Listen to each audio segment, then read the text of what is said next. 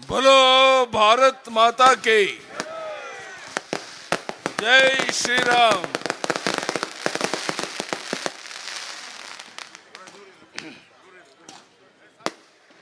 परम पूज्य जगद्गुरु ಮಲ್ಲಿಕಾರ್ಜುನ ಮುರುಘರಾಜೇಂದ್ರ ಮಹಾಸ್ವಾಮಿಗಳವರ ಪಾದಾರ ಬಿಂದುಗಳಲ್ಲಿ ತಲೆಬಾಗಿ ನಮಸ್ಕರಿಸುತ್ತಾ ವೇದಿಕೆ ಮೇಲೆ ಉಪಸ್ಥಿತರಿರುವಂಥ ಎಲ್ಲ ಪೂಜ್ಯರಿಗೆ ತಲೆಬಾಗಿ ನಮಸ್ಕರಿಸಿ ಕೇಂದ್ರದ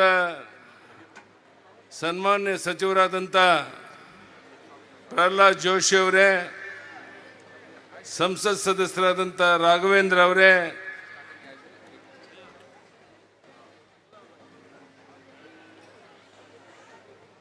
ಬಿಜೆಪಿಯ ರಾಜ್ಯ ಅಧ್ಯಕ್ಷರು ಶಾಸಕರು ಆದಂಥ BY ವಿಜೇಂದ್ರ ಅವರೇ,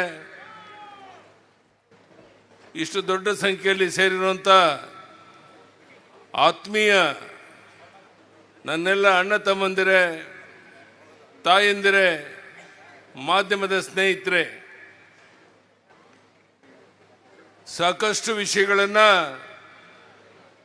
ನಮ್ಮ ಕೇಂದ್ರದ ಸಚಿವರಾದಂಥ ಪ್ರಹ್ಲಾದ್ ಜೋಶಿ ಅವರು ಮಾತನಾಡಿದ್ದಾರೆ. ಜಗದ್ಗುರು ಮಲ್ಲಿಕಾರ್ಜುನ ಮುರುಘರಾಜೇಂದ್ರ ಮಹಾಸ್ವಾಮಿಗಳು ಮಾತನಾಡೋರಿದ್ದಾರೆ. ಬಹಳ ಅಪರೂಪದ ಸಾಂಸ್ಕೃತಿಕ ಕಾರ್ಯಕ್ರಮಗಳು ಸಹ ಇಲ್ಲಿ ನಡೀತಾ ಇದೆ. ಹೀಗಾಗಿ ನಾನು ಹೆಚ್ಚು ಮಾತನಾಡುವಂಥ ಅಗತ್ಯ ಇಲ್ಲ. ನಂದು ಒಂದೇ ಒಂದು ಗುರಿ, ಬರುವಂಥ ದಿವಸಗಳಲ್ಲಿ ರಾಜ್ಯದ ಉದ್ದಗಲಿಕ್ಕೆ ಓಡಾಟ ಮಾಡಿ ಕರ್ನಾಟಕ ರಾಜ್ಯದಲ್ಲಿ ನಮ್ಮ ಪಕ್ಷವನ್ನು ಅಧಿಕಾರಕ್ಕೆ ತರುವಂಥದ್ದು ಒಂದೇ ಒಂದು ಗುರಿ ನಂದು. ಆ ದಿಕ್ಕಿನಲ್ಲಿ ಪ್ರಾಮಾಣಿಕ ಪ್ರಯತ್ನ ಮಾಡ್ತೇನೆ.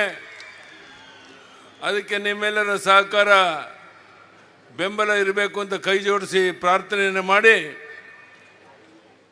ನಾನು ಯಾವಾಗಲೂ ಹೇಳ್ತಾ ಇರ್ತೇನೆ, ಸಾಧನೆ ಮಾತಾಡಬೇಕು, ಮಾತನಾಡೋದೇ ಸಾಧನೆ ಆಗಬಾರ್ದು ಅಂತ.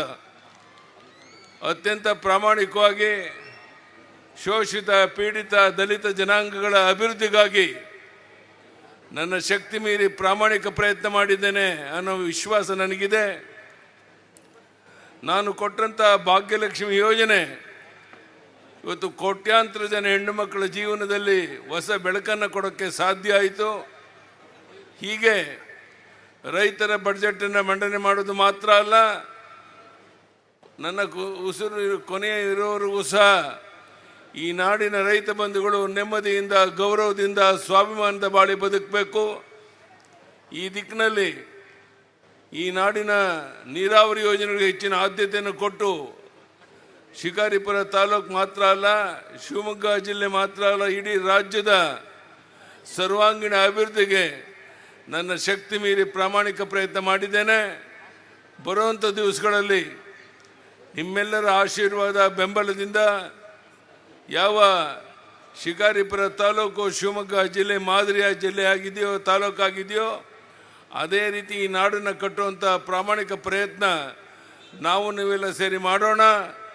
ನಾನು ಹೇಳಿದಂತೆ ಮತ್ತೊಮ್ಮೆ ನಾನು ಹೇಳೋಕ್ಕೆ ಇಚ್ಛೆ ಪಡ್ತೇನೆ, ನಂದು ಒಂದೇ ಒಂದು ಗುರಿ, ಯಾರು ತಪ್ಪು ತಿಳ್ಕೊಬಾರ್ದು. ನೀವೆಲ್ಲರೂ ಬೆಂಬಲ ಸಹಕಾರವನ್ನು ನೀಡಿದ್ರೆ ಕರ್ನಾಟಕ ರಾಜ್ಯದಲ್ಲಿ ಮತ್ತೊಮ್ಮೆ ನಮ್ಮ BJPಯ ಸರ್ಕಾರವನ್ನು ತಂದು ಈ ಒಂದು ಭ್ರಷ್ಟ ವ್ಯವಸ್ಥೆಯನ್ನು ಕಿತ್ತೊಗೆದು ಈ ನಾಡಿನ ರೈತ ನೆಮ್ಮದಿಯಿಂದ, ಗೌರವದಿಂದ, ಸ್ವಾಭಿಮಾನದ ಬಾಳಿ ಬದುಕಕ್ಕೆ ಏನೇನು ಸಾಧ್ಯ ಇದೆಯೋ ಅದೆಲ್ಲವನ್ನು ಒಟ್ಟಾಗಿ ಸೇರಿ ಮಾಡೋಣ ಅನ್ನೋಂಥ ಮಾತನ್ನು ಹೇಳ್ತಾ, ಈ ಅಪರೂಪದ ಒಂದು ಕಾರ್ಯಕ್ರಮದಲ್ಲಿ ಪ್ರಹ್ಲಾದ್ ಜೋಶಿಯವರು ಕೇಂದ್ರದ ಸಚಿವರು ಬಂದು ಅನೇಕ ವಿಷಯಗಳನ್ನು ಹೇಳಿದ್ದಾರೆ.